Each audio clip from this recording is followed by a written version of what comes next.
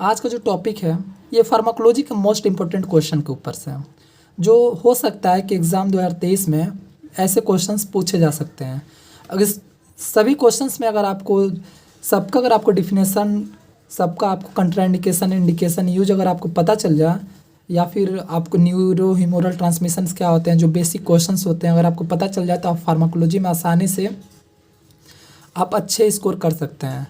ठीक है, तो स्वागत है आपको हमारे यूट्यूब चैनल एसकेडी फार्मेसी में। चलिए वीडियो की शुरुआत करते हैं। मोस्ट इंपॉर्टेंट क्वेश्चन में जो पहला जो क्वेश्चन है ये है write the introduction and scope of pharmacology. देखिए जो क्वेश्चन है ये हर साल पूछता है कि फार्माकोलॉजी का स्कोप क्या है, फार्माकोलॉजी का इंट्रोडक्शन बताइए, फार्माकोलॉजी का डिफिनेशन बताइए। ये सब क्वेश्चन आपको बेसिक चीज़ें पता रहनी चाहिए। ठीक है, दूसरा इसका जो क्वेश्चन बनकर पूछ सकते हैं कि brief note on general mechanism of drug action. जो भी ड्रग का जो जनरल मैकेनिज्म है, ड्रग के जो भी एक्शन है उसका जो जनरल मैकेनिज्म है उसका एक ब्रीफ नोट तैयार करना है, ये क्वेश्चन पूछ सकता है। जो तीसरा जो क्वेश्चन है न्यूरो ह्यूमोरल ट्रांसमिशन क्या होता है, इस पर एक शॉर्ट नोट तैयार करिए। जो न्यूरो ह्यूमोरल जो ट्रांसमिशन जो कि न्यूरॉन का जो ट्रांसमिशन कैसे होता है, इस पर एक शॉर्ट नोट तैयार करना है, ये क्वेश्चन भी पूछ सकता है। तो चौथा जो क्वेश्चन है what is bio transformation, bio transformation क्या होता है और इसके टाइप्स क्या होते हैं, और इसको ड्रग मेटाबॉलिज्म को इन्फ्लुएंस करने वाले कौन कौन से फैक्टर हैं, ये आपका क्वेश्चन भी इंपॉर्टेंट हो सकता है एग्जाम के पर्पज़ से। Write the definition and route of drug excretion, जो ड्रग हमारे शरीर से एक्सक्रीट हो जा रहा है उसका क्या क्या डिफिनेशन है, उसके कौन कौन से रूट हैं, इसके बारे में पढ़ना है। ठीक है, ये थे आपके कुछ लॉन्ग टाइप में क्वेश्चंस। अब हम लोग देख लेते हैं जो इम्पोर्टेंट क्वेश्चन और भी हैं, जैसे write the definition, pharmacological action, classification of cholinergic drug, adrenergic drug, local anaesthesia, miotics, general anaesthesia. आप यहाँ पर माइड्रियाटिक भी डाल लीजिएगा, हो सकता है मियोटिक और माइड्रियाटिक में से कोई एक दे सकता है। ठीक है, मतलब इन सब का आपको डिफिनेशन लिखना है, फार्माकोलॉजिकल एक्शन लिखना है और क्लासिफिकेशन लिखना है। मतलब डिफिनेशन लिखने के बाद क्लासिफिकेशन लिखिए, और क्लासिफिकेशन में से जितने भी आपको फार्माकोलॉजिकल एक्शन याद आ रहे हैं वो फार्माकोलॉजिकल एक्शन लिख दीजिए। ठीक है, उसके बाद बात करते हैं हम लोग उसी में और जनरल एनेस्थीसिया, नोट्रोफिक एजेंट क्या होते हैं, central acting muscle relaxant, haematinics क्या है, थ्रोम्बोलाइटिक्स ड्रग क्या होते हैं, expectorant, anti ulcers, anti tussive, anti diuretic, anti diarrhoeal drug, ये जितने भी ड्रग हैं इन सब का आपको डिफिनेशन, फार्माकोलॉजिकल एक्शन और क्लासिफिकेशन लिखना है। ठीक है, कुछ ऐसे भी हैं जिसका इंडिकेशन, कंट्रा इंडिकेशन और डोज लिखने के लिए क्वेश्चन आ सकता है, जैसे नसेट का आ सकता है। अगर आप पढ़े रहेंगे तो एग्जाम में ये आपसे अगर नसेट पूछ ले रहा है कि बताइए नसेट क्या होता है, तो नसेट के बारे में तो आप non steroidal anti inflammatory drug, इसके बारे में तो आप बेसिक चीज़ें जानते ही हैं। जो आप इसका यूज़ देख लेंगे और इसका निषेध देख लेंगे और इसका कितनी मात्रा में देनी चाहिए और इसका डोज मार्केट में क्या अवेलेबल रहता है, और ये पढ़ लेंगे तो आपका ये पूरा कंप्लीट हो जाएगा। माइड्रियाटिक्स इसमें है, माइड्रियाटिक अगर आप पढ़ रहे हैं तो आपको जब प्यूपिल का जो डायलेशन होता है, अगर ये आपको ये पता रहे, माइड्रियाटिक का 2 क्लासिफिकेशन वो पता रहे, तो आप इसको भी अच्छे से कर सकेंगे। कंट्राइंडिकेशन क्या क्या इसके लिए हो सकता है वो भी आपको जानना जरूरी है। एग्जाम में अगर आप इसको प्रिपेयर कर रहे हैं तो आपका वो भी प्रिपेयर हो सकता है। ज़रूरी नहीं है कि क्वेश्चन इसी तरह से पूछे, क्वेश्चन दूसरे माध्यम से पूछ सकता है, लेकिन टॉपिक यही रहेगा। एंटी कन्वर्जेंट ड्रग क्या होता है, ऐसे क्वेश्चन पूछ सकता है कि define anti convergent drug, right there classification, contraindication and dose of anti convergent drug. इसी को कहते हैं इपिलिप्सी भी, इपिलिप्सी में कौन कौन सी दवाइयाँ दी जाती है। ठीक है, चौथा है एंटी एंजाइटी ड्रग, पांचवा है एंटी हाइपरटेंसिव। एंटी हाइपरटेंसिव का एथेरोस्क्लेरोसिस का हमने वीडियो बनाया है।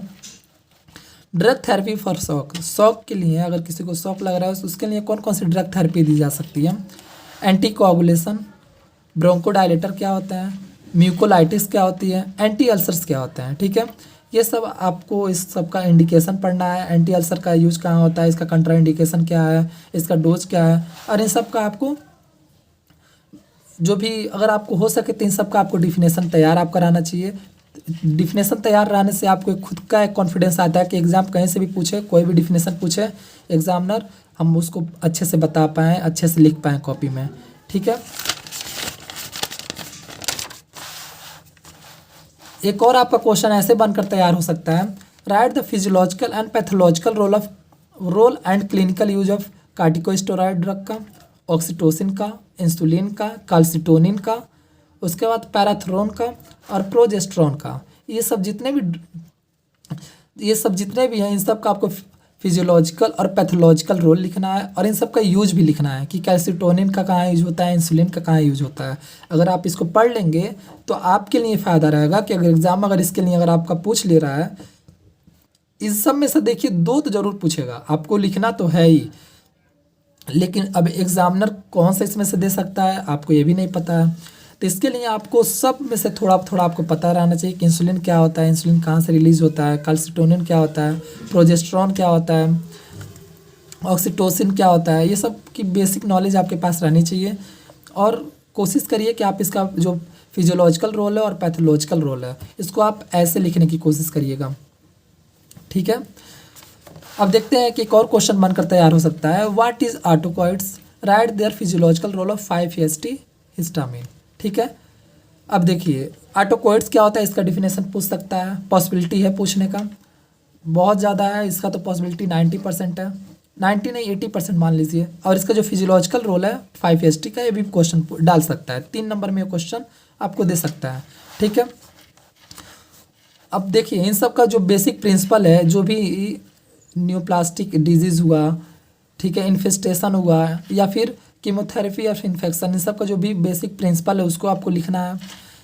उसके बाद से आपको पेनिसिलिन का क्लासिफिकेशन लिखना है, मैक्रोलाइड्स लिखना है, एंटी फंगल के बारे में लिखना है, एंटी ट्यूबरकुलर के बारे में लिखना है, सिफेलोस्पोरिन के लिखना है, सल्फोनामाइड्स के बारे में, इन सब का आपको क्लासिफिकेशंस लिखना है। और जो भी न्यूप्लास्टिक एजेंट है, इन्फेस्टेशन है, इन्फेक्शन, इन सब का बेसिक प्रिंसिपल लिखना है। जैसे न्यूप्लास्टिक डिजीज़ क्या होता है, न्यूप्लास्टिक मतलब क्या, अनवांटेड सेल ग्रोथ हो गया जिसको कैंसर कहते हैं, वही होता है न्यूप्लास्टिक डिजीज़। तो इसका आपको बेसिक प्रिंसिपल लिखना है, ठीक है। उसके बाद से एक और लास्ट जो क्वेश्चन बन सकता है, ये तो समझ जाइए 90% इसका पूरा आशा है कि ये तो आ सकता है, what is biologicals, right there types with example. ये क्वेश्चन आपको एकदम पूरा मुख पे रहना चाहिए कि आप कभी भी लिखने बैठे तो इसका कोई भी आपको वर्ड ना छूटे। इसके जो टाइप्स होते हैं, ये 12 तरह के इसके टाइप्स होते हैं एग्जाम्पल के साथ, जो भी मतलब इसमें ड्रग कौन कौन से हैं ये भी आपको लिखना है, ठीक है। बायोलॉजिकल का आपको डिफिनेशन पता रहना चाहिए, इसके ऊपर भी मैं वीडियो बनाऊंगा जल्दी, ठीक है। आई होप आप लोगों को वीडियो पसंद आया होगा और कोशिश ये करिए कि आपको जो भी क्वेश्चन है फार्माकोलॉजी के सब्जेक्ट में, हर एक क्वेश्चन का डिफिनेशन आपको पता रहे, ठीक है। डिफिनेशन पता रहे, उसका डोज उसमें 1-2 ड्रग के बारे में उसका डोज पता रहे, क्लासिफिकेशन कोशिश करिए, अगर नहीं याद हो रहा है तो किसी दूसरे ट्रिक के माध्यम से आप उसको याद करने की कोशिश करिए, लेकिन याद करिए क्योंकि डिफिनेशन, डोज और इसका जो क्लासिफिकेशन ये ज़्यादा करके पूछेगा। फार्माकोलॉजिकल एक्शन आ जाएगा तो आपके थोड़ा सा आपको कॉमन सेंस लगाना है। मान लीजिए कहीं आ गया फार्माकोलॉजिकल एक्शन लिखने का डाययूरेटिक का, अब डाययूरेटिक है तो आपके ये फार्माकोलॉजिकल एक्शन ये कि बॉडी के कौन कौन से ऑर्गन पे एक्ट करता है, तो ये समझ जाइए कि पहला हो गया डाययूरेटिक, जब हम लोग दे रहे हैं तो ये ब्लड वेसल्स पे एक्ट करेगा, मतलब ये ब्लड के वेसल्स को डायलेट कर देगा, डायलेट करने की वजह से जो ब्लड का फ्लो है वो नॉर्मल हो जाएगा और जो आपका यूरिन का रेट है वो आपका इंक्रीज हो जाएगा, ठीक है। दूसरा ये किडनी पे क्या एक्ट करता है, तीसरा ये मतलब ये किडनी पर लिख सकते हैं इसका हम लोग। इसका कंट्राइंडिकेशन क्या हो सकता है, जिसका रीनल फेलियर हो, जिसका किडनी का डिजीज़ हो उसको नहीं देना चाहिए। जो हार्ट के पेशेंट हैं, खास करके वैसे पेशेंट जिनका पहले से ही लो बीपी है, लो बीपी वाले पेशेंट को नहीं देना चाहिए, ठीक है। इसका यूज कहाँ कहाँ होता है, इसका यूज हम लोग हाइपरटेंशन में कर सकते हैं, डाययूरेटिक का यूज मतलब बीपी को कम करने के लिए। आई होप आपको वीडियो पसंद आया होगा। अगर आपको वीडियो पसंद आया हो तो आप प्लीज़ हमारे चैनल को सब्सक्राइब करें और हमारे वीडियो को लाइक करें। थैंक यू, मिलते हैं नेक्स्ट वीडियो में।